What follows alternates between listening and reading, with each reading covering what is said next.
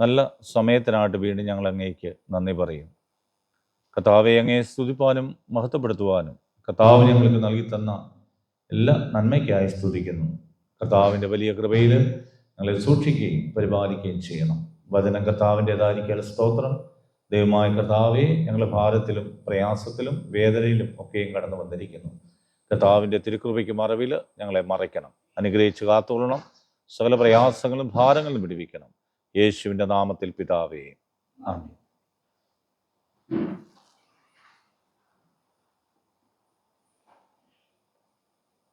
ദൈവ തിരുനാമത്തിന് മഹത്വം ഉണ്ടാകട്ടെ. ശരിയാടോ, ഞാൻ മഴക്കാലം ആയതുകൊണ്ട് ഇടയ്ക്ക് ഇടിയും മിന്നലൊക്കെ ഉണ്ടാകും. കർത്താവ് നമ്മെ എല്ലാവരെയും സമൃദ്ധിയായിട്ട് അനുഗ്രഹിക്കട്ടെ എന്ന് ഞാൻ പ്രാർത്ഥിക്കുന്നു. ഇന്ന് CSY സഭ മുഴുവനും സന്തോഷിക്കുന്ന, അല്ലെങ്കിൽ സന്തോഷിക്കേണ്ട ഒരു സാഹചര്യത്തിലൂടെ നമ്മൾ കടന്നു പോകുന്നു. കാരണം മാസങ്ങളായിട്ട്, വർഷങ്ങളായിട്ട് ഒരു മോഡറേറ്റർ നമുക്കില്ലായിരുന്നു. എന്നാൽ കഴിഞ്ഞ തിങ്കളാഴ്ച നമുക്ക് ഒരു മോഡറേറ്ററെ ലഭിച്ചു. അതിനായിട്ട് നമുക്ക് ദൈവത്തിന് സ്തോത്രം ചെയ്യാം. 6 മാസത്തിന് വേണ്ടിയാണ് നമുക്ക് ഒരു മോഡറേറ്ററെ ലഭിച്ചത്. കാരണം 6 മാസം കഴിയുമ്പോൾ അടുത്ത മോഡറേറ്റർ ഇലക്ഷൻ കടന്നു വരികയാണ്. കോടതി ഇടപെട്ട് നേരത്തെ ഉണ്ടായിരുന്ന നമ്മുടെ മോഡറേറ്ററെ വയസ്സിൻ്റെ വ്യത്യാസത്തിൽ മോഡറേറ്റർ സ്ഥാനം പോവുകയും അങ്ങനെ ഒരു അനിശ്ചിതത്വം നമ്മുടെ സഭയ്ക്ക് ഉണ്ടാകുകയും ചെയ്തു. ആ അനിശ്ചിതത്വങ്ങളെല്ലാം മാറി ദൈവകൃപയിൽ നമുക്കൊരു മോഡറേറ്റർ നൽകി തന്ന ദൈവത്തിന് സ്തോത്രം. എന്നാൽ നമ്മുടെ പത്രമാധ്യമങ്ങളിലൂടെ കടന്നു വന്ന വാർത്ത സഭയെ വല്ലാതെ വേദനിപ്പിക്കുകയും അവ്യക്തമായിരിക്കുന്ന ചില ന്യൂസുകളാണ് നിങ്ങൾ മീഡിയ വഴി മനസ്സിലാക്കിയത്. ശ്രദ്ധിച്ച ആളുകൾ ഒരുപക്ഷെ നിങ്ങൾ ചിന്തിച്ച് കാണും, ഇത്ര വലിയ പോരാട്ടമായിരുന്നു അവിടെ നടന്നത്. ഒന്നുമില്ല, അവിടെ ഒരു പോരാട്ടവും ഇല്ലായിരുന്നു. അരമണിക്കൂർ കൊണ്ട് ഇലക്ഷൻ കഴിഞ്ഞു. ഇലക്ഷൻ ഇല്ലായിരുന്നു, അഫർമേറ്റീവ് വോട്ടാണ്. എന്ന് പറഞ്ഞു കഴിഞ്ഞാൽ ബിഷപ്പ് പാനൽ ഒരു തിരുമേനിയെ മോഡറേറ്ററായിട്ട് ജനങ്ങളുടെ മുമ്പിൽ പ്രസന്റ് ചെയ്യും. അദ്ദേഹത്തെ ഇഷ്ടമുണ്ടെങ്കിൽ, അദ്ദേഹം വരണമെന്ന് ആഗ്രഹിക്കുന്നുണ്ടെങ്കിൽ എസ് എന്ന് വോട്ട് ചെയ്യാം. അദ്ദേഹം വരണമെന്ന് ആഗ്രഹിക്കുന്നില്ല എങ്കിൽ നോ എന്ന് വോട്ട് ചെയ്യാം. അപ്പോൾ റൂബേൻ മാർക്ക് തിരുമേനിക്ക് 192 വോട്ടുകൾ അദ്ദേഹം മോഡറേറ്ററായിട്ട് മതി എന്ന് ജനങ്ങൾ സമ്മതിച്ചു. ചരിത്രത്തിൽ ആദ്യമായിട്ടാണ് 14 മെമ്പേഴ്സ് ഉള്ളതായിരിക്കുന്ന സിനഡിൽ 307 പേരും കടന്നു വന്ന് വോട്ട് ചെയ്യുന്നു. 7 പേര് മാത്രമേ വരാതിരുന്നുള്ളൂ. അപ്പോൾ അതിൽ 192 പേരും റൂബേൻ മാർക്ക് തിരുമേനി മതി എന്ന് സമ്മതിച്ചതിനാൽ അടുത്തൊരാളെ പ്രസന്റ് ചെയ്യാനായിട്ട് സാധിക്കുകയില്ല. അദ്ദേഹം മതി എന്ന് പറഞ്ഞു. അവിടെ വോട്ടിങ്ങോ മറ്റു കാര്യങ്ങളോ ഒന്നും നടന്നില്ല. പ്രാർത്ഥനയോടെ ആ കാര്യങ്ങൾ ചെയ്യുവാനായിട്ട് എല്ലാ ഡയസിലും കടന്നു വന്നതായിരിക്കുന്ന സാമാജികർക്ക് സാധിച്ചു. അതിനായിട്ട് ദൈവത്തിന് സ്തോത്രം ചെയ്യും. ലാസ്റ്റ് റിട്ടയർഡ് ജഡ്ജി പറഞ്ഞൊരു സ്റ്റേറ്റ്മെൻ്റ് ഉണ്ട്. ഞാൻ വിചാരിച്ചു ഇങ്ങനെയൊന്നും ആയിരിക്കില്ല, നിങ്ങളുടെ വോട്ടെടുപ്പ് ഭയങ്കര ബഹളമായിരിക്കും, ഭയങ്കര പ്രശ്നമായിരിക്കും, ഇതെല്ലാം കുഞ്ഞാടുകളാണല്ലോ വന്നത് എന്ന് ഒരു ഹൈന്ദവനായിരിക്കുന്ന മനുഷ്യൻ. നമ്മൾ കർത്താവിൻ്റെ സ്ഥലിലിരിക്കുമ്പോൾ സന്തോഷത്തോടെ നമുക്ക് കർത്താവിൻ്റെ സ്ഥലിലായിരിക്കും. ഇന്ന് നമ്മുടെ വിഷയം എന്താണ് എന്ന് ചോദിച്ചു കഴിഞ്ഞാൽ, കർത്താവിന് വേണ്ടി സുഗന്ധം വീശുക, സുഗന്ധമുള്ളവരായി തീരുക എന്നുള്ളതാണ്. ഞാൻ ഇന്ന് കുറച്ച് ആളുകളെ കൂടെ പ്രതീക്ഷിച്ചു. എനിക്ക് തോന്നി ഇനിയിപ്പം ആരാധന കഴിയുമ്പോൾ കുറച്ച് പേരൂടെ വരുമെന്ന് ഞാൻ വിചാരിക്കുക. പൊതുയോഗമുണ്ട് എന്ന് 2, 3, 4 ആഴ്ചയായിട്ട് നമ്മളിങ്ങനെ പറയുക. ഇത് നമ്മുടെ സഭയെ സ്നേഹിക്കുന്ന എപ്രകാരമാണ് എന്ന് കാണിക്കുന്നതാണ് നമ്മുടെ അറ്റൻഡൻസ്.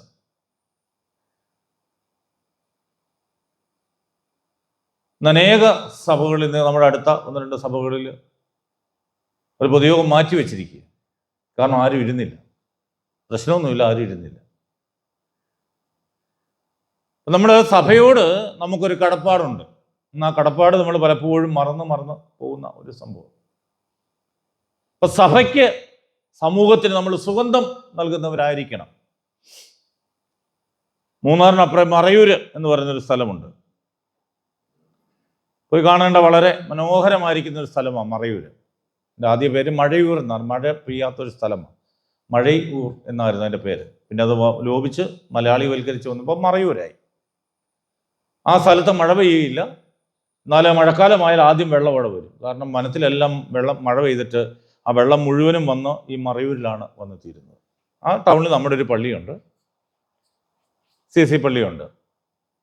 ആ ടൗണിൽ ചെന്ന് നിൽക്കുമ്പോൾ നല്ല സുഗന്ധം ഇങ്ങനെ അന്തരീക്ഷത്തിലൂടെ വരെ നമുക്ക് കാണാം. ചന്ദനത്തിൻ്റെ സുഗന്ധം ഇങ്ങനെ അന്തരീക്ഷത്തിൽ വന്നുകൊണ്ടേയിരിക്കും. അവിടെ ഏത് ചീഞ്ഞ സാധനം കയ്യിലെടുത്തിട്ട് നോക്കിയാലും നല്ല സുഗന്ധമായിരിക്കും.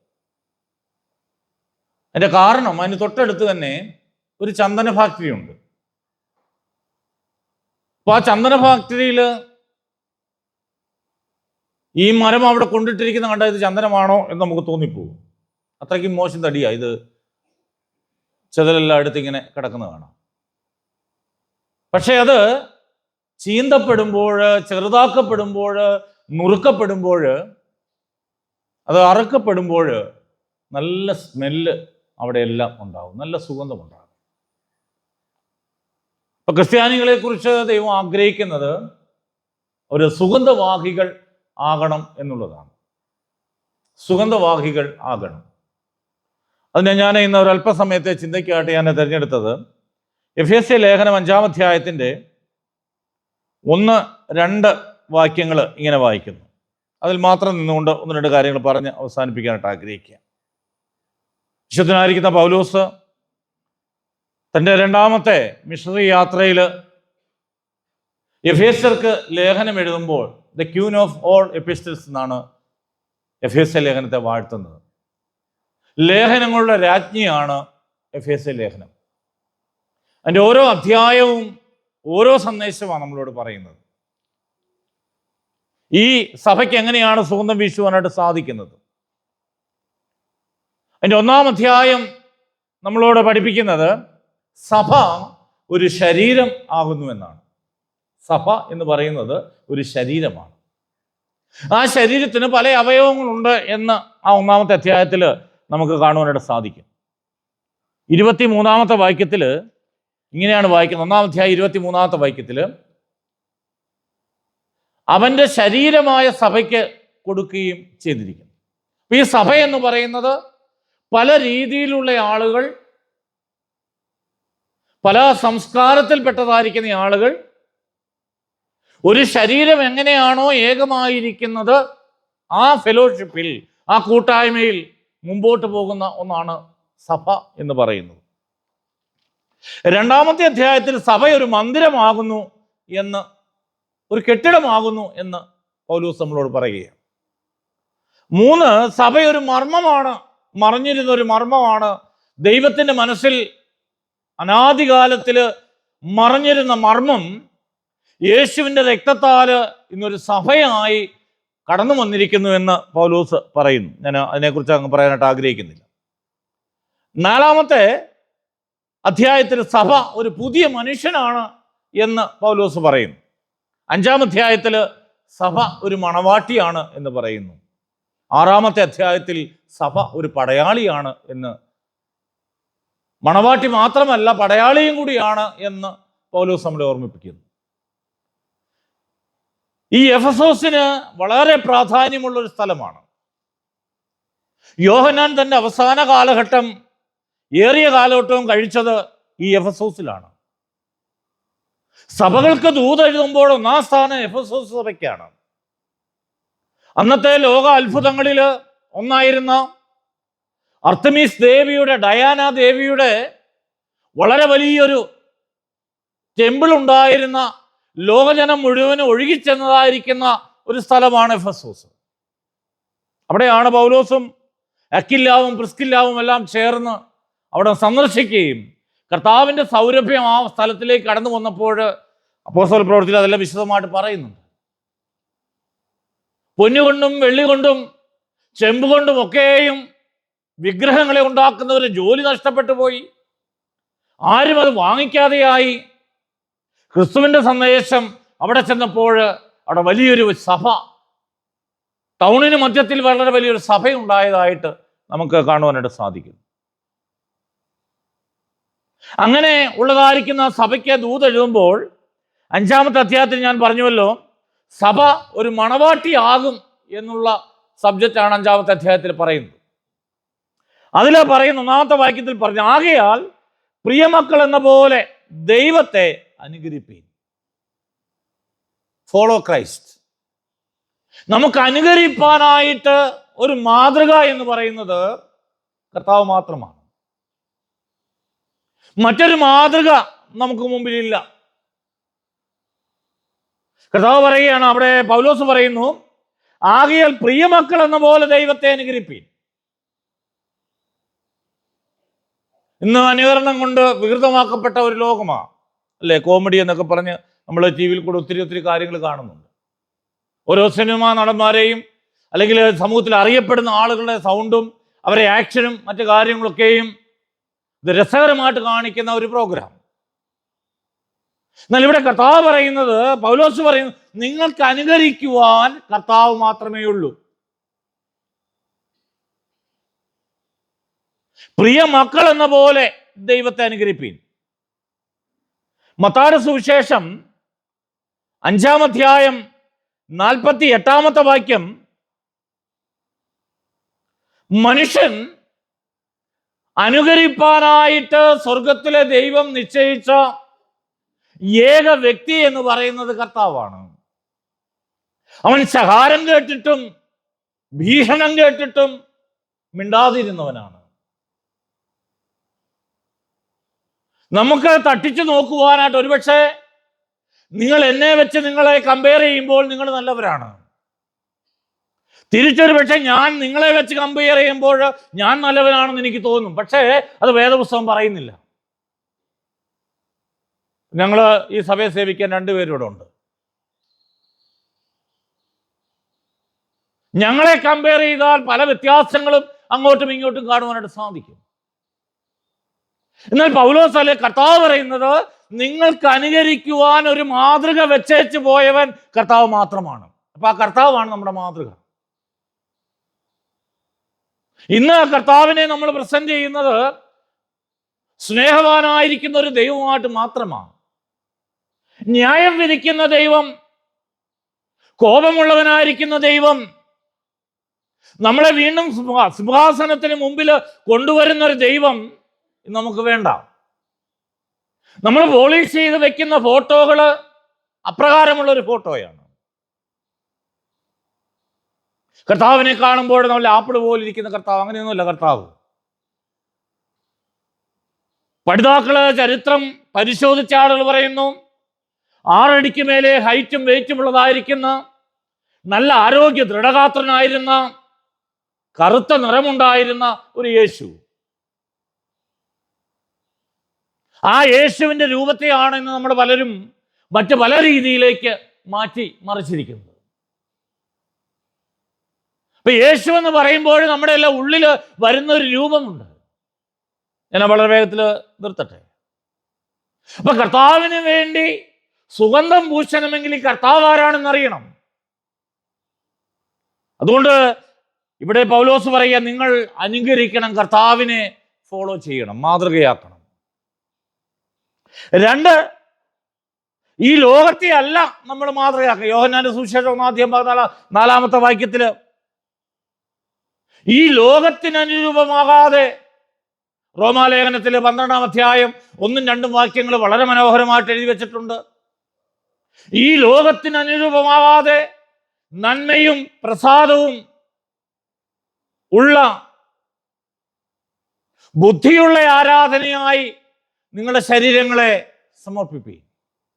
അപ്പൊ ഈ ലോകത്തിന് ചേരുന്ന ഒരു ആരാധനാ സമ്പ്രദായമുണ്ട്. ഈ ലോകത്തിലുള്ളതായിരിക്കുന്ന ചില രീതികളുണ്ട്. റോമാലേഖന കർത്താവ് പറയും, നിങ്ങളുടെ ആരാധന അങ്ങനെയല്ല. നിങ്ങളുടെ ശരീരങ്ങളെ ജീവനും വിശുദ്ധിയും ദൈവത്തിന് കൊള്ളാകുന്ന യാഗമായിട്ട് സമർപ്പിക്കുമ്പോൾ അതിന് പ്രാധാന്യമുണ്ട്. അതിന് പിന്നീട് പറഞ്ഞുകൊള്ളാം. അങ്ങനെയുള്ള ഒരു യാഗത്തിൽ മാത്രമേ എൻ്റെ ദൈവത്തിന് പ്രസാദിപ്പാനായിട്ട് സാധിക്കുകയുള്ളൂ. അതുകൊണ്ട് ഒന്ന്, നമ്മൾ പ്രിയ മക്കൾ എന്ന പോലെ ദൈവത്തെ അനുഗ്രഹിക്കണം. രണ്ട്, അവിടെ പറയുന്നത്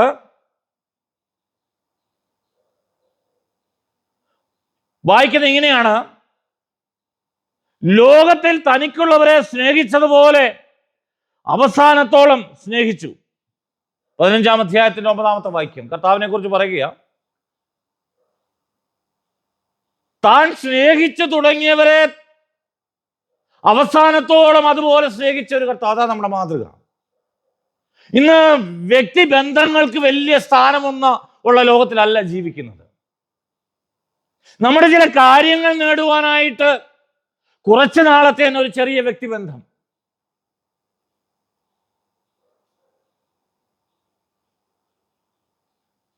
അല്ലെ, നമ്മൾ അതിന് വളരെ നന്നായിട്ട് അത് പഠിച്ചിട്ടുണ്ട്. നമ്മുടെ കാര്യസാധ്യത്തിന് വേണ്ടിയുള്ളതായിരിക്കുന്ന ഒരു സ്നേഹബന്ധം. എന്നാൽ കർത്താവ് പറയുന്നത്, നീ ഏതവസ്ഥയിൽ നീ ആയിരിക്കുന്നുവോ അതുപോലെ ഞാൻ നിന്നെ സ്നേഹിക്കുന്നു. എന്നിൽ കുറവ് വരുമ്പോഴും നിങ്ങളിൽ കുറവ് വരുമ്പോഴും കർത്താവിന്റെ സ്നേഹത്തിന് യാതൊരു മാറ്റവുമില്ല. നമ്മുടെ ചിന്തയ്ക്ക് അപ്പുറമാണ് ദൈവത്തിന്റെ സ്നേഹം. പലപ്പോഴും ദൈവം എന്ന സങ്കല്പം ഒരു ഹെഡ് മാസ്റ്ററെ പോലെ, ഹെഡ് മിസ്ട്രസിനെ പോലെ വടിയും പിടിച്ചു നിൽക്കുന്ന ദൈവത്തെ, ഞാൻ എന്തെങ്കിലും കുരുത്തക്കേട് കാണിച്ചാൽ എന്നെ തല്ലി ശരിയാക്കുന്ന ഒരു ദൈവം, കണ്ണിന് പകരം കണ്ണും പല്ലിന് പകരം പല്ലും ചോദിക്കുന്ന ഒരു ദൈവം. എന്നാൽ കർത്താവ് സ്നേഹവാനായിരിക്കുന്ന ഒരു ദൈവത്തെ നമുക്ക് മുമ്പിൽ പ്രദർശിപ്പിച്ചു. അതുകൊണ്ട് ആ കർത്താവിൻ്റെ സ്നേഹം എങ്ങനെയാണോ അത് നിങ്ങൾ അനുകരിക്കണം എന്ന് പൗലോസ് നമ്മളെ ഓർമ്മപ്പെടുത്തുന്നു. ഉൽപ്പത്തി പുസ്തകം 8-ാം അധ്യായം 21-ാമത്തെ വാക്യം ആരെങ്കിലും എടുത്തൊന്ന് വായിച്ചാട്ടെ. അപ്പൊ രണ്ട് കാര്യം ഞാൻ പറഞ്ഞു. ഒന്ന്, നിങ്ങൾ ദൈവത്തിന്റെ അനുകാരികളാകണം, അനുകരിക്കുന്നവരാകണം. രണ്ട്, നിങ്ങളുടെ സ്നേഹം അവസാനത്തോളം ഉള്ളതായിരിക്കണം. ഇടയിൽ വെച്ച ഇട്ടിട്ട് പോകുന്നതായിരിക്കില്ല. കർത്താവിന്റെ സ്നേഹം, സഭാജനങ്ങളുടെ സ്നേഹം, അങ്ങനെ അതിലൂടെയാണ് കർത്താവ് പറഞ്ഞു, നിങ്ങൾ തമ്മിൽ തമ്മിൽ സ്നേഹിക്കണമെന്ന പുതിയൊരു കൽപ്പന ഞാൻ നിങ്ങൾക്ക് തരുന്നു. പഴയതല്ല, അത് പുതിയതാണ്. നാം അങ്ങുമിങ്ങും സ്നേഹിക്കുമ്പോൾ, ഒരു സഭയിലുള്ള ആളുകൾ ആത്മാർത്ഥമായിട്ട് സ്നേഹിക്കുമ്പോൾ ആ സഭയിലേക്ക് ജനങ്ങൾ ഒഴുകി വരുവാനായിട്ട് ഇടയാകും. സ്നേഹത്തിന് എവിടെയെങ്കിലും കുറവ് സംഭവിച്ചാൽ അത് വളരെ വേഗത്തിൽ മനസ്സിലാകും, വളരെ വേഗത്തിൽ മനസ്സിലാകും. സഭാജനങ്ങൾ തമ്മിലുള്ള സ്നേഹം കുറഞ്ഞു പോയിട്ടുണ്ടെങ്കിൽ അത് സഭയിൽ വളരെ വേഗത്തിൽ പ്രതിഫലിക്കും. അതുകൊണ്ട് നമ്മുടെ സ്നേഹം നിർവ്യാജ്യമായിരിക്കാനായിട്ട്, ലോകത്തിൻ്റെ സ്നേഹത്തെക്കുറിച്ചല്ല ഞാൻ ഈ പറയുന്നത്, ദൈവസ്നേഹത്തിൽ നമ്മൾ തികഞ്ഞവരായി കർത്താവിനെ മാതൃകയാക്കി മുന്നോട്ട് കടന്നു പോകുവാൻ കർത്താവ് സഹായിക്കട്ടെ. ഉൽപ്പത്തി പുസ്തകം 8-ാം അധ്യായം 21-ാമത്തെ വാക്യം, അതിൽ ഒന്ന് രണ്ട് കാര്യം പറഞ്ഞ് ഞാൻ അവസാനിപ്പിക്കുന്നു. യഹോവ സൗരഭ്യവാസന മണത്തപ്പോൾ യഹോവ തന്റെ ഹൃദയത്തിൽ അരുളി ചെയ്തത്, ഞാൻ മനുഷ്യന്റെ നിമിത്തം ഈ ഭൂമിയെ ശപിക്കൽ. ഇവിടെ ശ്രദ്ധിക്കണേ, ദൈവം പറഞ്ഞൊരു വാക്കാണ്. അവന്റെ യാഗപീഠത്തിൽ നിന്ന് സൗരഭ്യവാസന സ്വർഗത്തിലെത്തിയപ്പോൾ, ശ്രദ്ധിച്ചാട്ടെ, നാം ദൈവത്തിന് സൗരഭ്യവാസനയുള്ളവരായി ഈ ആലയത്തിൽ വന്നിരിക്കുകയാണ്. ഈ ആലയത്തിൽ വന്ന് നാം ദൈവത്തെ ആരാധിക്കുമ്പോൾ ഇവിടുന്ന് ഉയരുന്ന സ്തുതി സ്തോത്രവും ദൈവത്തിന്റെ സന്നിധിയിൽ ചെല്ലുമ്പോൾ ദൈവം ചില കാര്യങ്ങൾ പറയും. എനിക്ക് ഭൂമിയിൽ എരുമാപ്രമറ്റം എന്ന് പറയുന്ന സ്ഥലമുണ്ട്. അവിടുത്തെ ദൈവമക്കളുടെ ആരാധനയുടെ സുഗന്ധം എൻ്റെ സന്നിധിയിലെത്തിയിരിക്കുന്നു. അതെത്തുമ്പോഴാണ് ശാപങ്ങൾ മാറുന്നത്. ഈ പ്രാർത്ഥന സുഗന്ധവർഗമായി അവിടെ എത്തുമ്പോൾ ആദ്യമായിട്ട് വിശുദ്ധ വേദപുസ്തകത്തില് യാഗപീഠം കാണുന്നു. ഇവിടെ 8-ാം അധ്യായം 21-ാമത്തെ വാക്യത്തിലാണ്. അതിനു മുമ്പ് യാഗമില്ലേ അവിടെ? നോഹ പെട്ടകത്തിൽ നിന്ന് പുറത്തിറങ്ങി ദൈവം രക്ഷിച്ചതായിരിക്കുന്ന വിധങ്ങളെ മനസ്സിലാക്കി, ദൈവം ചെയ്ത വലിയ അത്ഭുതത്തെ കണ്ടിട്ട് അവനൊരു യാഗപീഠം പണിത് അതിനകത്ത് ശുദ്ധിയുള്ള ചില മൃഗങ്ങളെ അവന് യാഗം കഴിച്ചു. ആ യാഗത്തിന്റെ സൗരഭ്യവാസനയാണ് ഉയരത്തിൽ ദൈവത്തിന്റെ സന്നിധിയിലെത്തിയത്. എന്നെ കേൾക്കുന്ന ദൈവത്തിന്റെ മക്കളെ, നിന്റെ ഭവനത്തിലെ ആരാധന, ഭവനത്തിലെ പ്രാർത്ഥന, ദൈവത്തിൻ്റെ സന്നിധിയിൽ എത്തണം. ആ സൗരഭ്യവാസനയായി അവിടെ എത്തുമ്പോൾ അവൻ നമ്മോട് അരുളി ചെയ്യും. ഇന്ന് നമ്മുടെ ആരാധനയിൽ ദൈവത്തിന് പ്രസാദമുണ്ടോ? ഓട്ടെ, നമ്മുടെ ജീവിതത്തിൽ ദൈവത്തിന് പ്രസാദമുണ്ടോ? ഞാൻ കുറേ നാളായിട്ട് ചിന്തിക്കുന്ന ഒരു വിഷയം, എന്തിനാണ് രോഗികൾക്ക് വേണ്ടി പ്രാർത്ഥിക്കുന്നത്? കുറേ നാളായിട്ട് ഡീപ്പായിട്ട് ചിന്തിക്കുന്ന. CSIയിൽ അങ്ങനെ ഒരു പ്രാർത്ഥനയില്ല, പിന്നെ എന്തിനാ അച്ഛൻ അങ്ങനെ പ്രാർത്ഥിക്കുന്നു? ഒത്തിരി നിങ്ങളെപ്പോഴുള്ള ആളുകൾ, വലിയ വലിയ ആളുകൾ ഇങ്ങനെ പറയുന്ന ഒരു സംഭവം. ഞാൻ പല പ്രാവശ്യം ചിന്തിച്ചു, കർത്താവേ, ഇനി രോഗികൾ എൻ്റെ മുമ്പിൽ വന്ന് പ്രാർത്ഥിക്കാനായിട്ട് നിൽക്കുമ്പോൾ അവർക്ക് സൗഖ്യം കൊടുക്കില്ല, എനിക്ക് വലിയ സന്തോഷമാണ്, പിന്നെ പ്രാർത്ഥിക്കണ്ടല്ലോ. എന്നാലും മിനിഞ്ഞാന്ന് രാവിലെ വളരെ പ്രായമുള്ളതായിരിക്കുന്ന നമ്മുടെ ഡയസിൽ 2-3 അച്ഛന്മാർ എന്നെ വിളിച്ചു. അവരെ വിളിച്ചിട്ട് ചില കാര്യങ്ങൾ എൻ്റെ അടുത്ത് പറഞ്ഞു. അച്ഛൻ പ്രാർത്ഥന നിർത്തരുത്. നമ്മുടെ ജനത്തിനെ ഇരുട്ടിലേക്ക് തള്ളിവിട എന്നോട് പറഞ്ഞതാ. അടുത്ത് തന്നെ റിട്ടയർഡ് ആയിട്ടിരിക്കാൻ പോകുന്ന കുറച്ച് വയോധികരായിരിക്കുന്ന അച്ഛന്മാർ. ഞങ്ങൾ ഉറ്റു നോക്കുന്നുണ്ട്. അച്ഛൻ എതിർപ്പുകൾ ഒത്തിരി ഉണ്ടെന്ന് ഞങ്ങൾക്കറിയാം. അച്ഛന്മാർ തന്നെ അച്ഛനെതിരുണ്ട്. പക്ഷെ അച്ഛൻ പ്രാർത്ഥന നിർത്തരുത്. ഈ ഭയങ്കര ഒരു ബലം കിട്ടിയതുപോലെ, പ്രാർത്ഥിക്കാനായിട്ടൊരു വലിയ ശക്തി കിട്ടിയതുപോലെയായി.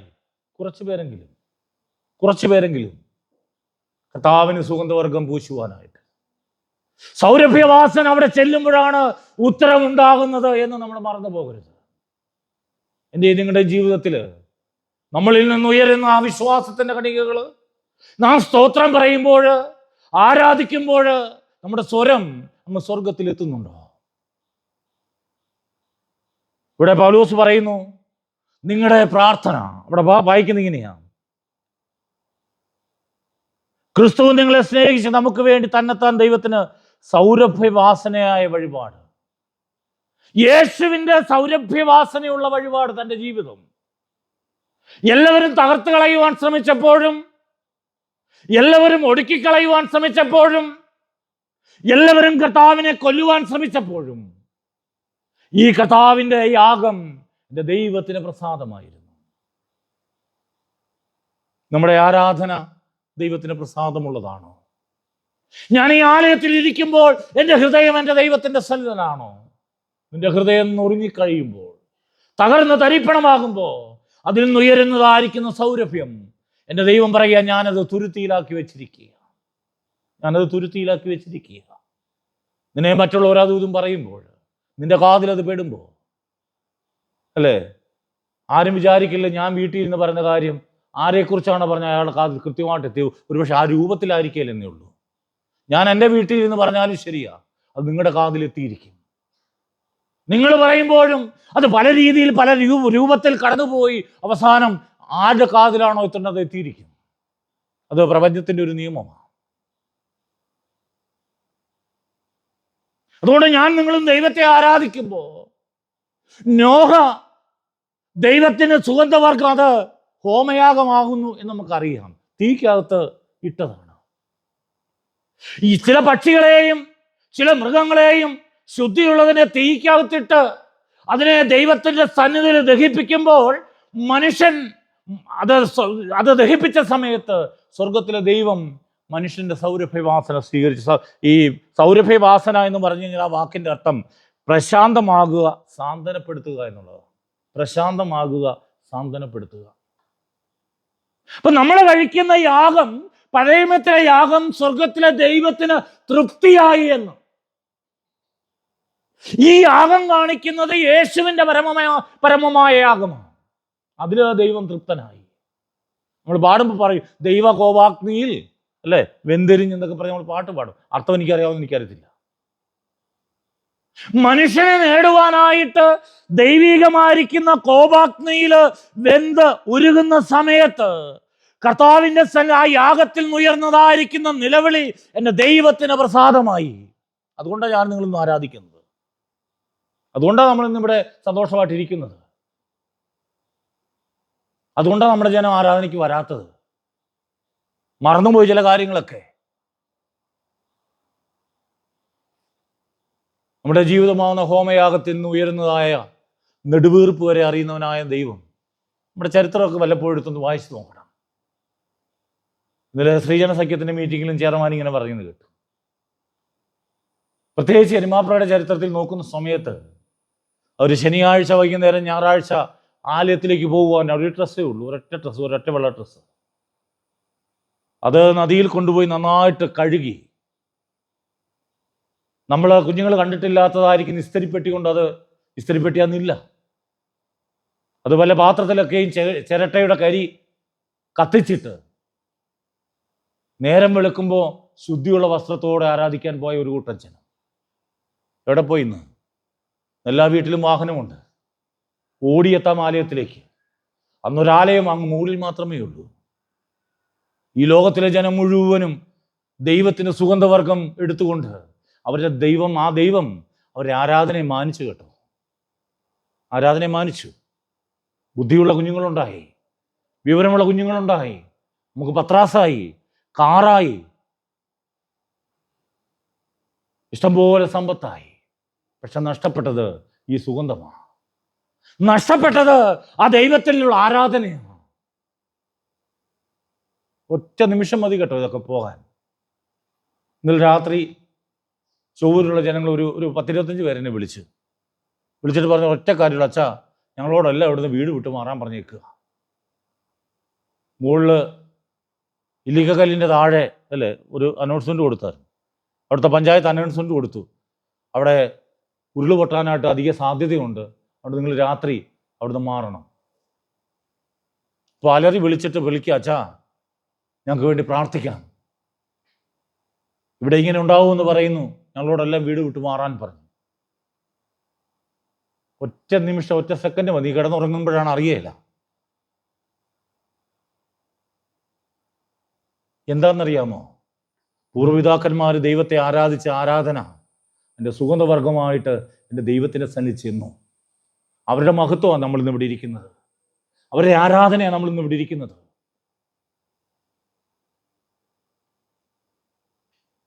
ദൈവത്തിന് നന്ദിയോടെ സ്തോത്രം. എൻ്റെ ആരാധനയുടെ സ്വരം, എൻ്റെ കരച്ചിലിൻ്റെ സ്വരം എൻ്റെ ദൈവത്തിൻ്റെ സന്നിധിയിൽ എത്തുമോ? അത് സുഗന്ധമായിട്ടാണോ പോകുന്നത്? ഇന്ന് ഞാൻ ഈ സമൂഹത്തിലായിരിക്കുമ്പോൾ, ഞാൻ ഈ ദേശത്തിലായിരിക്കുമ്പോൾ എൻ്റെ വാക്ക്, അതിൻ്റെ താഴോട്ട് പൗലോസ് പറയുന്നുണ്ട്, നിങ്ങളുടെ വാക്കുകൊണ്ടാണ് നിങ്ങൾ പ്രശ്നത്തിലായി പോകുന്നതെന്ന്. അതുകൊണ്ടാകാത്തതൊന്നും നിങ്ങളുടെ വായിലൂടെ വരരുത് എന്ന് പൗലോസ് ശാസിക്കുന്നുണ്ട്. ഞാൻ എൻ്റെ വാക്കുകൾ അവസാനിക്കത് പറയാൻ പോയി ശരിയാകത്തില്ല. അനേക കുഞ്ഞുങ്ങൾ പല ആലയത്തിലും വരാത്തതിന് കാരണം ഭവനമാണ്, മറന്നു പോകില്ല. എന്നാ കുഴപ്പമെന്നറിയാമോ?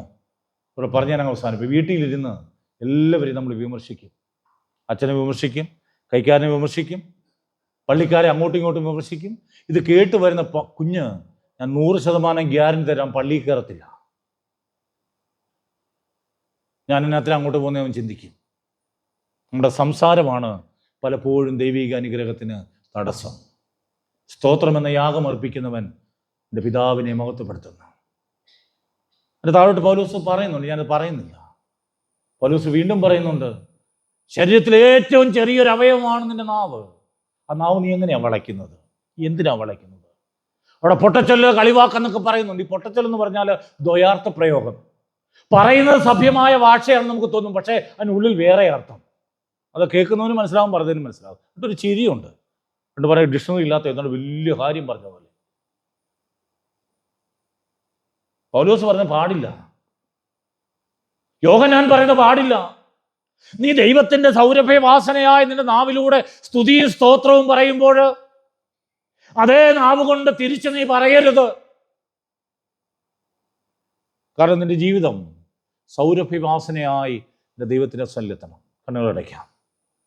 എൻ്റെ ആരാധന, എൻ്റെ ഭവനത്തിലെ ആരാധന, എൻ്റെ വായിലെ വാക്കുകൾ ദൈവഹിതത്തിൻ്റെ അനുഗ്രഹത്തിൻ്റെ തടസ്സമായിട്ട് നിൽക്കുന്നുവെങ്കിൽ, ദൈവമേ നിന്നെ അനുഗ്രഹിപ്പാൻ എന്നെ സഹായിക്കണമേ എന്ന് നമുക്ക് ദൈവത്തോട് പ്രാർത്ഥിക്കാം. എവിടെയെങ്കിലും സ്നേഹം പറ്റിപ്പോയിട്ടുണ്ടെങ്കിൽ, കുടുംബ ബന്ധങ്ങളിൽ സ്നേഹം പറ്റിപ്പോയിട്ടുണ്ടെങ്കിൽ, തകർന്ന് തരിപ്പണമായി കിടക്കുകയാണെങ്കിൽ, ഇന്ന് പകൽക്കാലം കർത്താവേ എൻ്റെ യാഗം അങ്ങേക്ക് സ്വീകരിപ്പാൻ സാധ്യമല്ലല്ലോ. അത് ദൈവത്തിന് ആശ്വാസം കൊടുക്കുന്നതല്ലല്ലോ, ദൈവത്തിന് പ്രമാദം കൊടുക്കുന്നതല്ലല്ലോ. കർത്താവേ എന്നോട് നീ ക്ഷമിക്കണമേ എന്ന് നമുക്ക് ദൈവത്തോട് പ്രാർത്ഥിക്കാം. നമ്മൾ ലാസ്റ്റ് കൂട്ടായ്മയ്ക്ക് പാടിയ പോലെ, ഓ സ്തോത്രം, ഞാൻ അവൻ്റെ ഉള്ളം കയ്യിലിരിക്കയാൽ ആരുമില്ല എനിക്കൊരു ദോഷം ചെയ്യുവാൻ. ഉള്ളം കയ്യിലാണോ ഇരിക്കുന്നത്? നിന്റെ ആരാധന ദൈവത്തിൻ്റെ സന്നിധിയിലെത്തുന്നുണ്ടോ?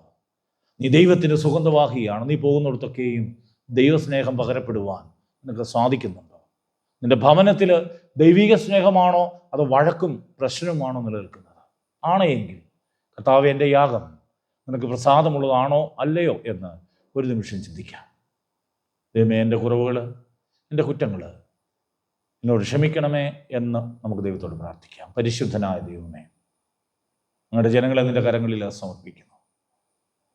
ദൈവത്തിൻ്റെ പരിശുദ്ധ കൃപയ്ക്കും അറിവിൽ നിൻ്റെ മക്കളെ നീ മറയ്ക്കണമേ എന്ന് പ്രാർത്ഥിക്കുന്നു. അനേക വേദനയോടെയും പ്രയാസത്തോടെയുമാണ് കടന്നു വന്നിരിക്കുന്നത്. നിങ്ങൾ അറിയുന്ന കർത്താവേ, അനേക ആളുകൾ ഹോസ്പിറ്റലായിരിക്കുന്നുണ്ട്. ലോകത്തിലെങ്ങും ഒരു സമാധാനമില്ല. മഴ വീണ്ടും ഞങ്ങളെ പ്രശ്നത്തിലാക്കുമെന്ന് ഞങ്ങൾ കേൾക്കുന്നു. ഞങ്ങൾ യുദ്ധങ്ങളെയും യുദ്ധശ്രുതികളെയും കുറിച്ച് കേൾക്കുന്നു. ഞങ്ങൾ ഭയപ്പെടുത്തുന്ന ന്യൂസുകൾ ഞങ്ങളുടെ ചുറ്റും അതേ കർത്താവേ ഓളം തല്ലി കടന്നു പോകുന്നു. എപ്പോഴും എന്തു സംഭവിക്കാവുന്ന ഒരു അവസ്ഥ. രാത്രി കിടന്നാൽ ഉറക്കമില്ലാത്ത ചില അവസ്ഥകൾ ഞങ്ങളുടെ ജീവിതത്തിലുണ്ട്. കർത്താവ്, ഞങ്ങളോട് ക്ഷമിക്കണമേ. ഞങ്ങളുടെ ഭവനത്തിലെ ആരാധന, ആലയത്തിലെ ആരാധന, സമൂഹത്തിലുള്ള ഞങ്ങളുടെ സംസാര രീതികൾ കർത്താവെ അങ്ങേക്ക് സുഗന്ധമുള്ളതായി തീരുവാൻ കർത്താവ് സഹായിക്കണം. ഞങ്ങളെ അനുഗ്രഹിക്കണം. ഞങ്ങളുടെ കുറവുകളെ ക്ഷമിക്കണം. മിശിഹാ തമ്പുരാന്റെ വിലയേറിയ നാമത്തിൽ അപേക്ഷിക്കുന്നത് കൃപയോടെ കേൾക്കണമേ പിതാവേ. ആമേൻ. ഇപ്പോൾ പിതാവായ ദൈവത്തിനും പുത്രനായ ക്രിസ്തുവിനും പരിശുദ്ധാത്മാവായ ദൈവത്തിനും സകല ബഹുമാനവും മഹത്വവും കാലാവസാനം കൂടാതെ ഉണ്ടായിരിക്കുമാറാകട്ടെ. ആമേൻ.